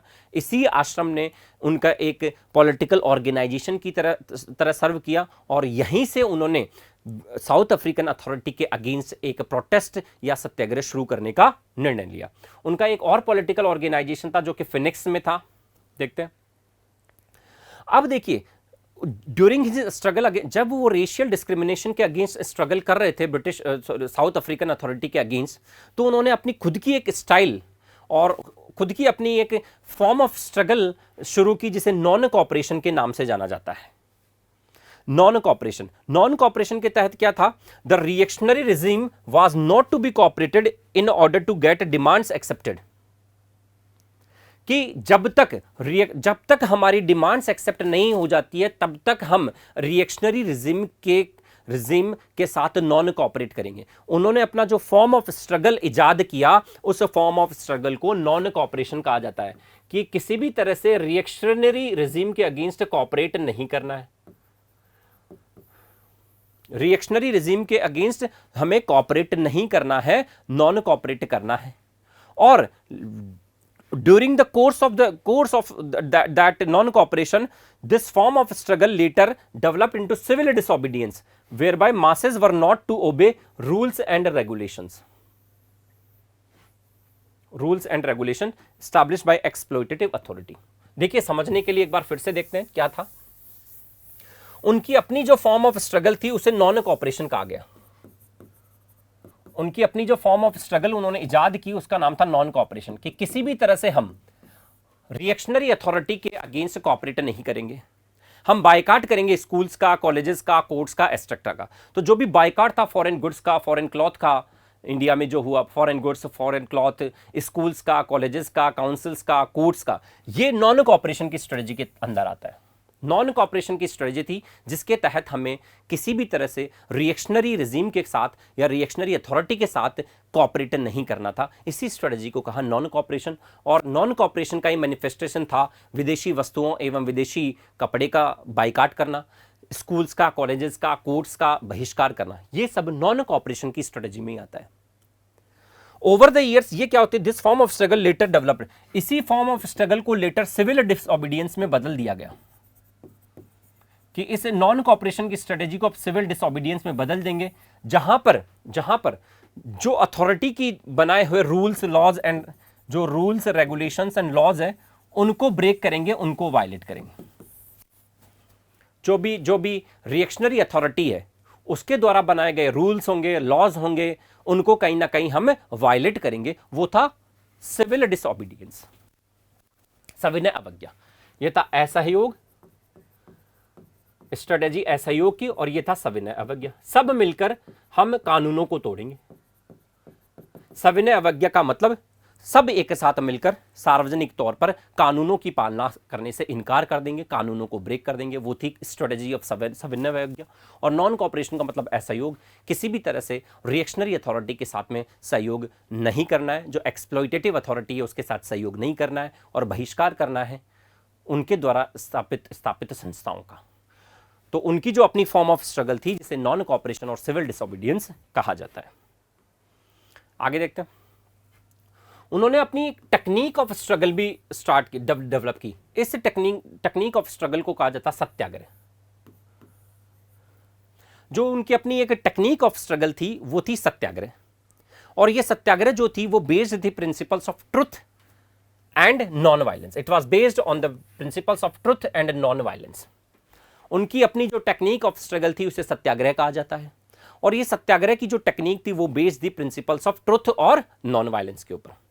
इस सत्याग्रह वर्ड को अगर अपन समझें तो दो वर्ड्स का कॉम्बिनेशन है, हिंदी वर्ड सत्य एंड आग्रह। सत्य का मतलब होता है जस्टिस, न्याय, और आग्रह का मतलब होता है टू मेक एफर्ट्स। तो सत्याग्रह का मतलब सिंपली ये था कि न्याय की स्थापना के लिए एफर्ट्स करना, प्रयास करना। सत्याग्रह मतलब न्याय की स्थापना के लिए प्रयास करना। लेकिन सत्याग्रह करते समय दो चीजों का ध्यान रखना है। एक तो आपको सत्य बोलना है, और दूसरा आपको नॉन वायलेंट रहना है, नॉन वायलेंट रहना है। तो सत्याग्रह की जो इनका प्रिंसिपल था, इनकी जो टेक्निक ऑफ स्ट्रगल थी, satyagraha means making efforts for establishment of justice. Sorry, ये जो थी वो twin pillars of non violence और ट्रुथ के ऊपर बेस्ड थी। ठीक है। Satyagraha, by satyagraha one should transform the heart of other person. दूसरे पर्सन के हार्ट के ऊपर we have to win over the heart of the another person, और लेड एक्सेसिव एम्फेसिस ट्रुथ। और ट्रुथ को उन्होंने, ट्रुथ के ऊपर उन्होंने सबसे ज्यादा एम्फेसिस किया, और ट्रुथ को उन्होंने इक्विवेलेंट टू गॉड समझा, equivalent to God, equivalent to God. So Gandhi ji का अपना एक फॉर्म ऑफ स्ट्रगल था फॉर्म ऑफ स्ट्रगल को कहते हैं अपन नॉन कॉपरेशन और सिविल डिसोबीडियंस। नॉन कॉपरेशन में हम असहयोग करेंगे, कॉपरेट नहीं करेंगे एक्सप्लॉइटेटिव अथॉरिटी के साथ में। और सिविल डिसोबीडियंस जैसे सविनय अवज्ञा के नाम से जाना जाता है, उसमें हम जो सार्वजनिक तौर पर जो भी एक्सप्लॉइटेटिव अथॉरिटी द्वारा बनाए हुए कानून हैं, रूल्स हैं, रेगुलेशंस हैं, उनको उल्लंघन करेंगे सार्वजनिक तौर पर। इसके बाद में उन्होंने अपनी एक टेक्निक ऑफ स्ट्रगल, जिसे कि अपन सत्याग्रह कहते हैं, वो इजाद की। ठीक है, गांधी जी ने अपनी एक लॉन्ग टर्म स्ट्रेटेजी भी डेवलप की, long term strategy of mass struggle भी डेवलप की, एक long term strategy of mass struggle develop की, जिसे कहा जाता है struggle truce struggle. My dear, struggle truce struggle. ये जो long term strategy Gandhi ji ने डेवलप की स्ट्रगल के लिए, उसे कहा जाता है स्ट्रगल ट्रूस स्ट्रगल। देखिए समझिएगा इसको क्या, इस strategy of struggle truce struggle थी। ये क्या था कि पहले मासेस को स्ट्रगल करना, लोग जब स्ट्रगल करते हैं तो the sacrifices are to be made by the people, तो लोगों को बहुत सारे सैक्रिफाइसेस करने पड़ते हैं। लेकिन sacrifices can not be made endlessly sacrifices भी नहीं किए जा सकते हैं। तो कहीं ना कहीं पहले स्ट्रगल करना है, लोगों को सैक्रिफाइसेस करना है, और उस स्ट्रगल के बाद में the period of struggle would be followed bye a period of peace और ट्रूस, शांति और ट्रूस। इस पीरियड में वापस ये एक फेज ऑफ इनएक्टिविटी होगा। इसमें मासेस अपनी एनर्जी को, अपने रिसोर्सेज को रीगेन करेंगे और फिर वापस मासेस तैयार होंगे अनदर फेज ऑफ स्ट्रगल के लिए। ये थी strategy of struggle truce struggle. फिर एक बार समझ लेते हैं struggle truce struggle. Struggle truce struggle जो थी वो गांधी जी की एक लॉन्ग टर्म स्ट्रेटजी थी स्ट्रगल की, जिसमें उन्होंने कहा कि फर्स्ट फेज ऑफ स्ट्रगल होगा। इस फर्स्ट फेज ऑफ स्ट्रगल में लोग मूवमेंट करेंगे, आंदोलन करेंगे, लोगों को बहुत सारे सैक्रिफाइसेस करने पड़ेंगे। लेकिन during the course of time sacrifices can not be made endlessly लोग सैक्रिफाइसेस भी नहीं कर सकते हैं। तो one phase of the mass struggle would be followed by the phase of truce और पीस। और इस ड्यूरेशन में जो पीरियड ऑफ ट्रूस और पीस होगा, उसमें मासेस अपनी एनर्जी को रीगेन करेंगे, अपने रिसोर्सेज को रीगेन करेंगे, और वो तैयार होंगे अनदर फेज ऑफ स्ट्रगल के लिए, another phase of the mass movement के हुए। During the period, masses were allowed to regain back their energy and resources so as to start another phase of the mass struggle. ठीक है, this was the strategy of struggle truce struggle of Mahatma Gandhi. पहले struggle करना है, फिर एक शांति का दौर होगा जिसमें मासेस अपनी एनर्जी रीगेन करेंगे, फिर अगला another phase of struggle start कर सकते हैं मासेस। तो on 9 January 1915 Gandhi ji return to India. Gandhi ji 9 जनवरी 1915 को गांधी जी इंडिया में आते हैं। On the advice of his political guru Gopal Krishna Gokhale, Gandhi ji went on Indian tour. Gopal Krishna Gokhale की एडवाइस के ऊपर गांधी जी पूरे इंडिया का टूर करते हैं।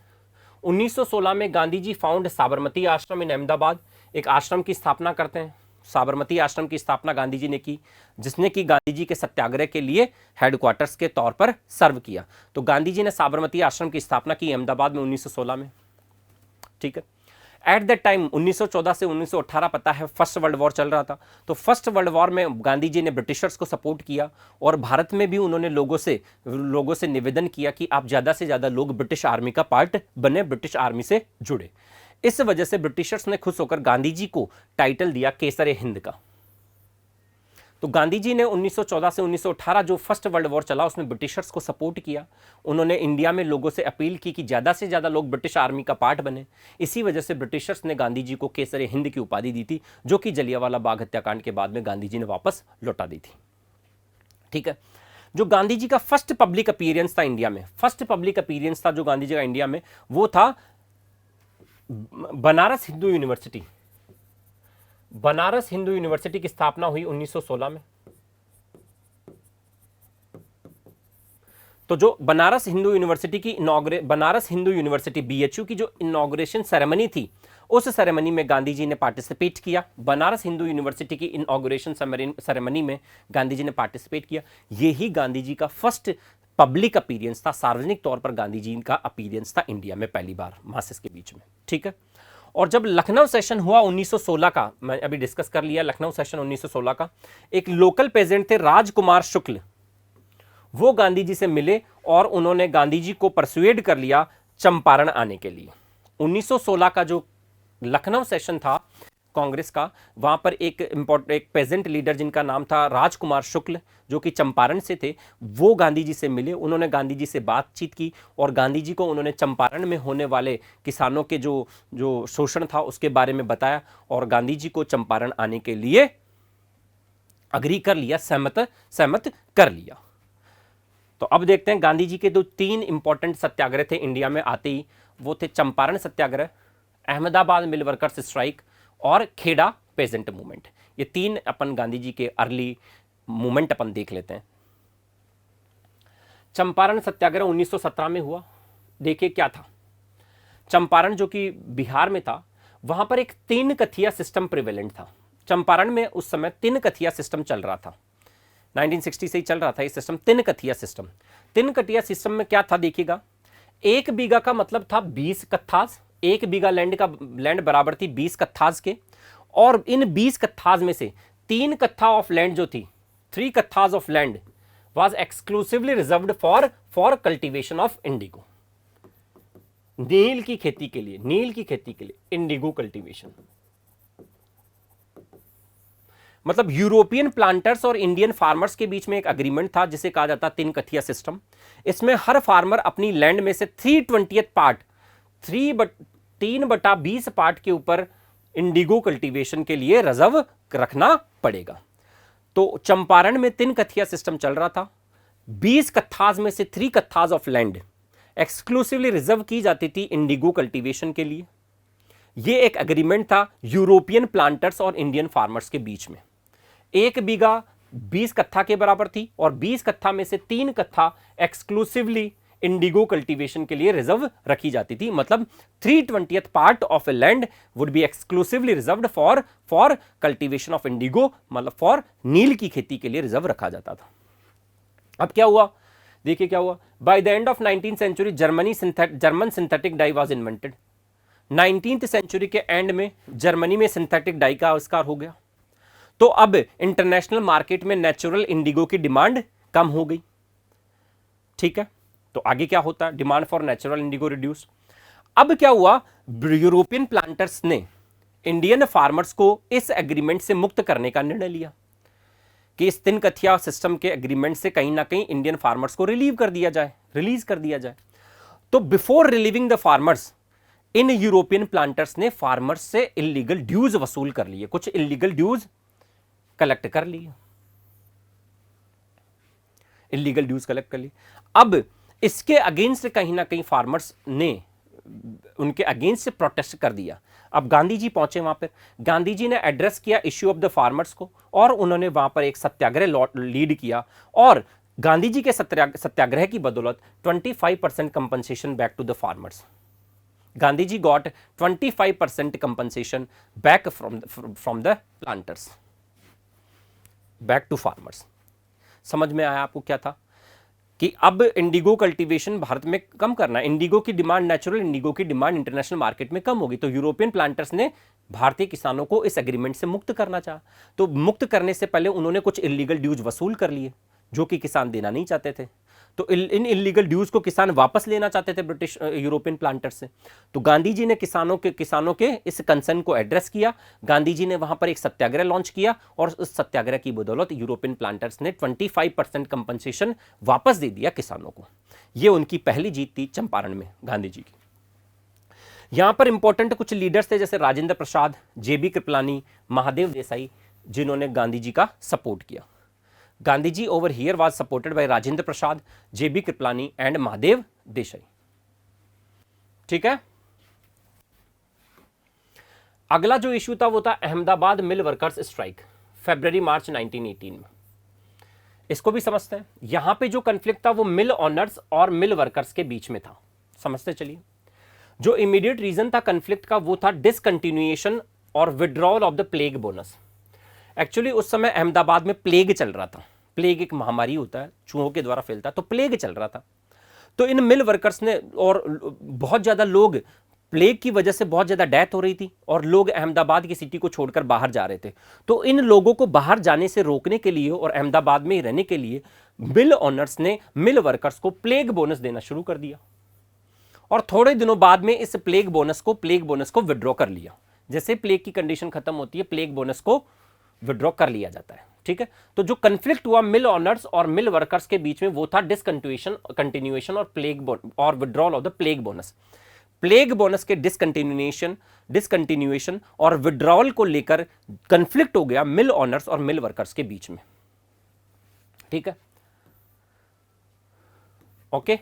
अब यहां पर क्या कर रहे थे, वर्कर्स ने कहा कि भाई आप प्लेग बोनस नहीं दे रहे हमें, तो हमारे 50% राइज कर दीजिए वेजेस में, हमें वेजेस में 50% राइज कर दीजिए आप इन लिeu ऑफ प्लेग बोनस। किसानों ने डिमांड किया, क्योंकि वहां पर पोस्ट वार फर्स्ट वर्ल्ड वॉर के बाद में कहीं ना कहीं फूड ग्रेन के प्राइसेस भी बढ़ गए थे। तो किसानों ने कहा कि आप प्लेग बोनस को तो डिसकंटिन्यू कर रहे हैं, लेकिन हमें 50% इंक्रीज इन वेजेस चाहिए। हाउएवर उनकी डिमांड को मिल ओनर्स ने एक्सेप्ट नहीं किया, किसानों की डिमांड को मिल ओनर्स ने एक्सेप्ट नहीं किया। वो केवल 20% इन इंक्रीज वेजेस के लिए रेडी थे। मिल ओनर्स चाह रहे थे कि हम आपको 20% इंक्रीज इन द वेजेस दे दें, लेकिन मिल वर्कर्स कह रहे थे कि हमें 50% इंक्रीज चाहिए। समझ में आ रही है?